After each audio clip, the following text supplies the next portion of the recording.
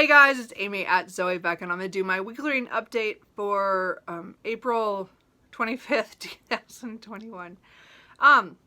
Wow. I've had a couple of really heavy weeks at work and just long weeks. Even though I didn't work a lot of overtime, my mind has not been really as focused on reading as I would like, which happens. April is notoriously my month of not reading as much as other months. I don't know what it is about April. I'm not sure. It's because I usually have an episode of hay fever, or allergies, which happened last week. This week it was really nice, and I didn't have the allergy thing, which was nice, but I was so busy and my mind just kind of didn't connect with a lot of things. So I'm going to talk about the couple books that I did finish, and then the ones that I'm in the middle of that I don't know what I'm going to do right now about them. And then really what I'm going to do this week is still up in the air. So kind of some plans on that too. So anyway, so most this week I did start a couple books, which I will get to in the ones I'm still reading. But I did finish on, what day was that? Wednesday. I finished, oh, I forgot. I don't have to show a picture of this. I have a book from the library. Sorry. It was Turn Right at Machu Picchu by Mark Adams, Rediscovering the Lost City One Step at a Time. This was narrated by Andrew Garman. So this was a book that I had known about for many years. I actually don't remember what year this was published. I have it on my list. Is it 2012? 2011. Okay, so this book's been around for a while. My cousin, who did go to Machu Picchu a few years ago, she had read it. She and her husband had read it, and so I knew that it was around. And then my dad recently read it, and I had gotten the ebook somewhere along the line for some deal, the one where you get 2 for 1 credit. So I bought it thinking I'm going to listen to it, and I just never got around to it. So Invisible Cities, one of the prompts was Peru. So I go, okay, this is it. I'm going to read this because this is about Peru, and or at least Machu Picchu in Peru. So this follows the author as he retraces the steps of Hiram Bingham, who in 1911 was, okay, so he didn't discover Machu Picchu. He went there and was the first one to kind of tell people outside of Peru about it, because people in Peru, a lot of them knew about it that lived in the area. I'm not saying that the whole country knew about it, but you know what I mean? It was never really lost, but anyway. And then there's all the controversy of his theories on what it was and what it was doing there.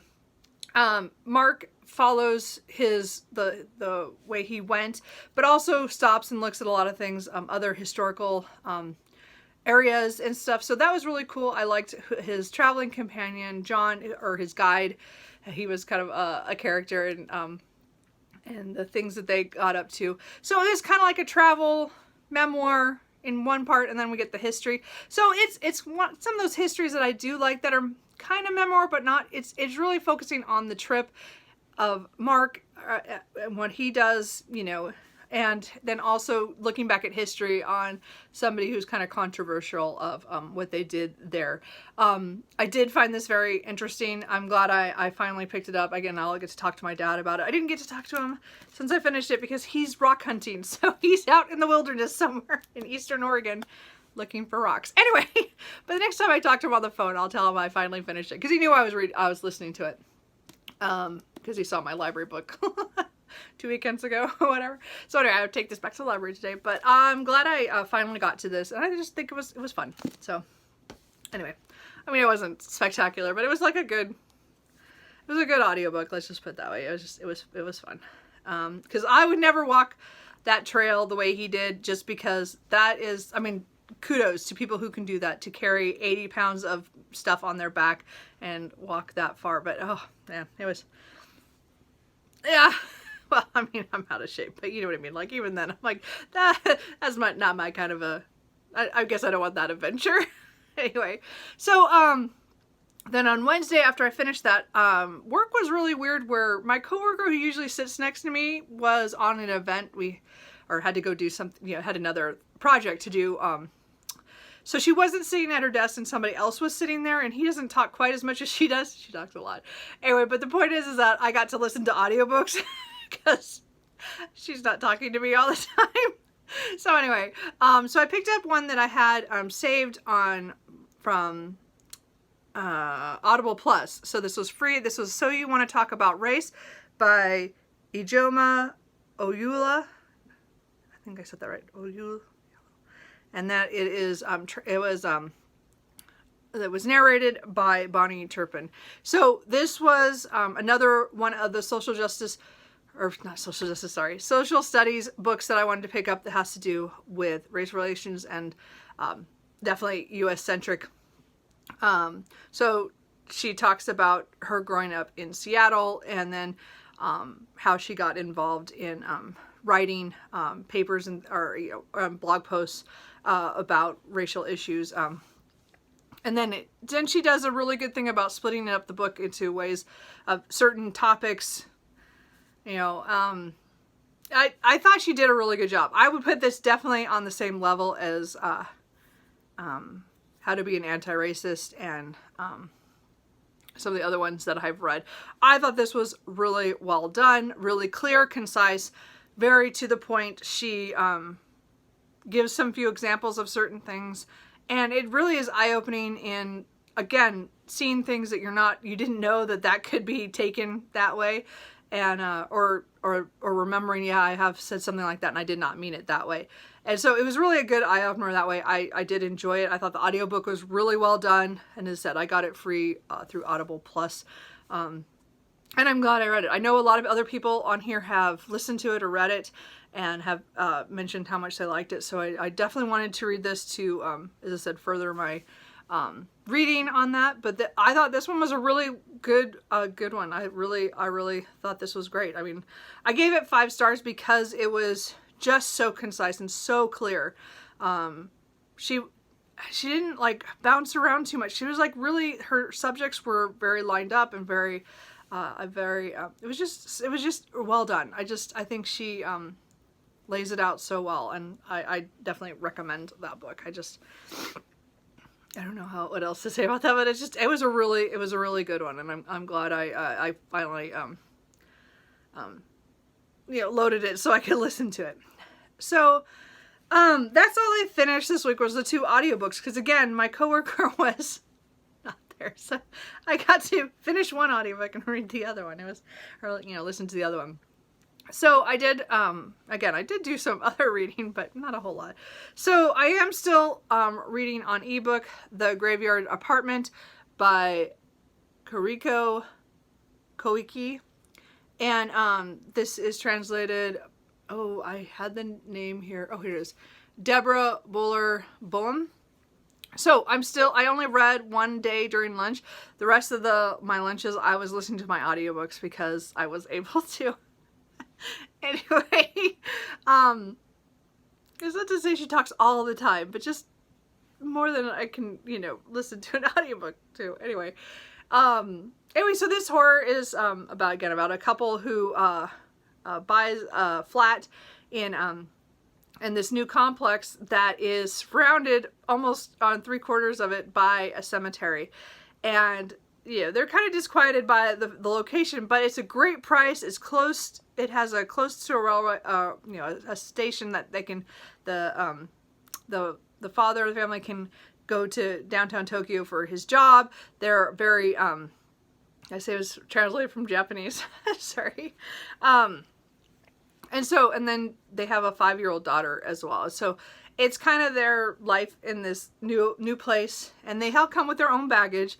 But there's odd things going on right away. Like the first night, the first scene in the book is they wake up the first morning after they've moved in, and their pet parrot, I don't know, it's kind of bird, I don't remember, is dead. And then there's some weird things that happen with that and the kid and blah, blah, blah. Anyway, so far it's kind of just a tad spooky, because I've just reached a little farther in where it says where people are starting to move out, like a lot of them. So they was only half full when they moved in, and now like almost all of the others are moving out except for 2 other families. So we're gonna see what's happened. So anyway, I didn't get very far in this week. I'm hoping this week I'll read more on my breaks, because I won't get to listen to audiobooks at work. But I should I should make some progress on that. So again, that's probably going to take me a while because again, I only read that on my breaks at lunch at work. So on Sunday, I did pick up A Queen in Hiding by Sarah Kozlov. So this is the first book in the 9 Realms series. This is fantasy. So this follows a queen, Cressa, who has been ruling for about 8 years, but suddenly there are cracks in kind of the foundation of her council, and she's not sure what's going on, and she has an 8-year-old daughter named, how do you say her name? Cerulia, something like that. Anyway, so you get kind of the shifting of the power inside of the palace, and so I don't know. So again, this is a 4-book series. It's all complete. So I was hoping to read this one and then maybe get to the second one. I own the second one already, which was stupid of me to buy that, but you know how sometimes you find them on sale, you're like, oh, I'll just buy it and just have it ready. Anyway, so I've got about 165 pages into this, and then I kind of stopped. So it's not fully the book's fault. I think really my mind just stopped wanting to read a fantasy. It was maybe just not the right time. But also, I'm still really upset about the fact is I'm 160 some pages in, and the first line of the back description of this book hasn't happened yet. So it spoils me for something that's coming, and I don't like that. I've never liked that. I've never liked being spoiled for anything that happens that's not within the first 25 pages. Don't tell me what's going to happen. I don't want to know that. Anyway, so I'm mad about that still, and I think that's a holdover. I'm still mad that we're this far into it, and I'm 160 pages into it on a 460 or 490 page book. And again, the first line on the back has not happened yet, and it's like, why tell me that? I don't want to know that. You should have just set it up differently where I don't know that's going to happen. I don't know. So again, that's not the writer's fault nor the book's fault. It is the publisher's fault for their blurb on the back. I'm not happy. So but obviously it's driving me crazy. Anyway, so I know what's coming, and I think I'm having that whole I don't want to read what's coming because I know it's coming, and I've had that happen before on books where I know something bad is coming. But when I know specifically, I don't know how it's going to happen, but I know it's going to happen. I don't like that. I don't know why. I just don't. Anyway, so I don't hate this. I don't hate it. But I think I put it down on Wednesday, and I'm just I kind of read a few pages, and then I'm like, I don't want to read this right now. So it's still here on my list. I'm currently reading, but I'm not sure when I'll pick this up. If I'm going to pick up this week, I might one day just pick it up and then just fly through it. I don't know. It's not bad written. It's not anything I'm not mad at the book. I'm mad at the blurb. I don't know. So, but I also then this week my mind just stopped kind of focusing. Again, I went solely to ebooks at the end of the week, and when I get home from work, I wasn't really feeling like reading. So, I don't know. And then one of the days, Thursday, I picked up The Mountains Sing by Nguyen Van Kumai. I think I got it right. I don't know. So this is another one for Invisible Cities. This is for the Vietnam prompt. I bought this last month to read this. So this is a generational story, or it's pretty much, at least so far. Again, I only got 30. I only got 32 pages in on that on Thursday night. Yeah, I think it was Thursday, Wednesday, Thursday. I don't know, one of those days. So it's one of those things where it's written in first person, but depending on what section you're in, it matters who the first person is. So again, not one of my favorites, but it's just my own little thing. But this follows, the first couple chapters are very harrowing. I thought it landed you right in.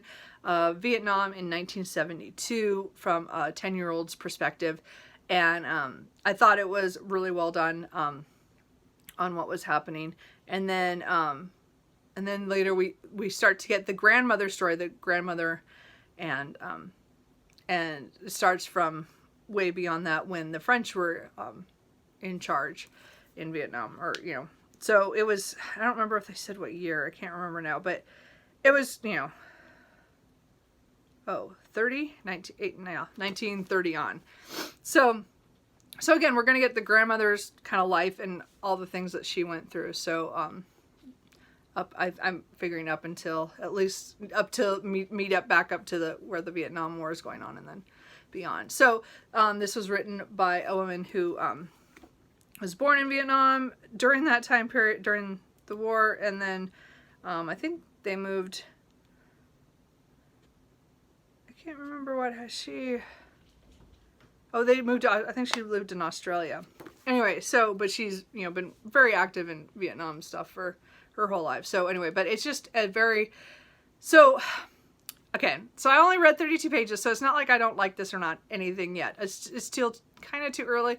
It is very sentimental, I think. And it also does another, both of these, they have like trope things that I don't like. This one has the one where, you know, she didn't know at this point, but, you know, something's going to happen. Like, it was, if she had known at this point, or, you know, I didn't know at this point that this was going to happen, like giving me little hints, and I hate that. I have to say, I've never enjoyed that trope in any kind of storytelling at all. I don't like being spoiled for anything, like, at all.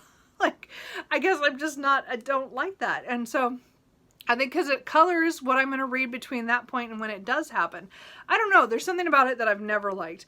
And this one does it, it is starting to do it. It's done it at least twice already in the 30 pages. And I'm like, she can do this the whole way through. I'm not going to be happy. But, and then again, it's really pretty writing. Again, I don't usually read that as much, but, I do like that.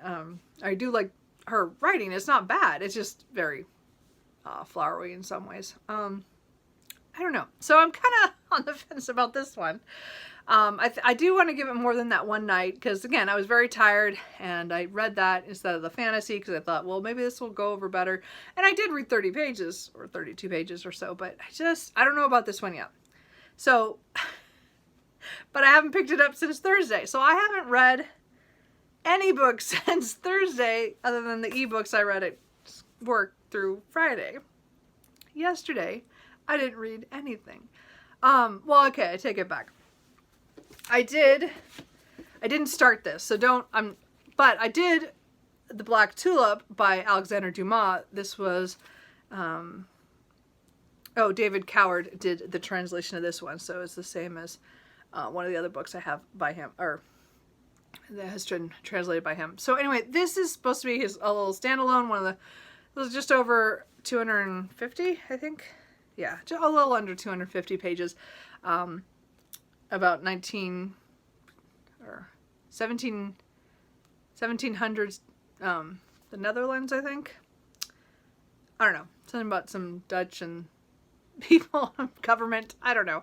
So I was going to read this like for Dewey's 24-hour, and my mom came up on Friday night. So needless to say, Saturday I was not in a position, because my mom was there, that I could not do Dewey's 24-hour this month, and this time, and I was so upset because I was really hoping to do it to get ahead on a lot of stuff, and it just didn't happen. And then when she left, after we did some book shopping at some independent bookstores, then I didn't do anything all afternoon. I did read the introduction, or part of the introduction. I read the introduction up until it started talking about the story, and then I stopped because I want to read the story before I'll go back and reread the historical stuff about it later. But I read stuff about Dumas and that kind of stuff, which was interesting. I always like to read his bio stuff.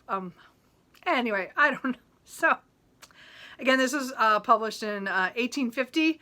So I'm hoping this was a book I was hoping to get to this month at some point. It wasn't on my TBR. TBR was on my, like, hopeful part of my TBR, but I don't know. So I don't know if I'm going to pick this up. So I did read the introduction, but I didn't start it. So it's not, I technically am not putting this on my currently reading, because I didn't really, I just read the notes that of course have no page numbers or all the Roman numerals. So I haven't started that really. So that brings me to, what am I going to read this week? I have no idea. I'm hoping that during work I will read The Graveyard Apartment because I want to get farther into that. I don't think I'm going to finish it by the end of the month because I'm only, I'm about 20% in, not very far into it. I would like to say I'm going to finish these books by the end of the month, but right now, I'm not even, I don't feel like picking up anything. So I don't know. Hopefully I can maybe if I just take another, maybe this weekend is not a reading weekend for me. Maybe it just didn't work out for me and I just take the weekend off and let myself watch TV and play my video games and, you know, I don't know. Maybe just watch TV and watch BookTube and stuff like that. And then maybe Monday I'll be more amped to pick something up. I don't know. It's just been so busy that I think my mind just was like, I need a break. And so I don't think it's a slump per se. I think it really is just a normal thing in April where I always take my reading slows down. And April is almost always the lowest number of pages that I read in a month. It's really weird. If I look back historically, very bizarre. But there's also options. I might pick up a reread. I was thinking about that last night and I picked some stuff off my shelf, but I didn't open any of them. As I said, I kind of looked at the Black Tulip, so I might pick up that. I don't know. So we'll see how I feel this afternoon. No guarantees on what I'll read or if I'll read this week. This week I have quite a few videos coming out. I have been really kind of slacking on putting stuff out. Sorry guys. I've been mostly my updates and then things just haven't gone right to get anything else out. So I'm hoping to do several this week due to the fact that my 4th year anniversary is on Friday. So I'm hoping to at least have a lot of content this week just for that week. Not that I'm doing anything special for it, but you know what I mean. Anyway, just I don't know. We'll see. I'm trying to come up with something maybe. I don't know. I have an idea. But I should have a couple videos. I have, of course, my TBR coming. I still have my stats from March. I will get that up. I'm going to do the BookTube spin number 2. So my list will be up tomorrow for that one. There's something else I was going to do. I don't know. Might do my book haul. Might wait. I don't know. I shouldn't be buying any more books. Hopefully. Oh, we'll see. I don't know. That could be next week. Anyway, so I have no idea. So that's it. Sorry, I've rambled again. It was a weird reading week for me. It kind of, like, I was doing pretty good in the beginning part of the week, and then it just kind of fizzled out, except for audiobooks. And then, as I said, I didn't read anything except for a few pages in an introduction.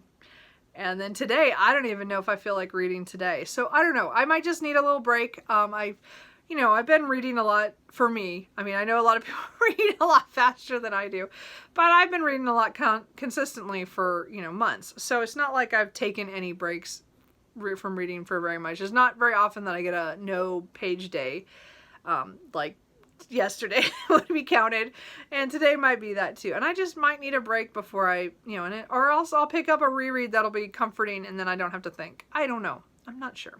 So anyway, I hope your guys' reading is going better than mine. Or if you guys are going through the same thing, what are you doing for it? As I said, I'm not sure how today's going to go.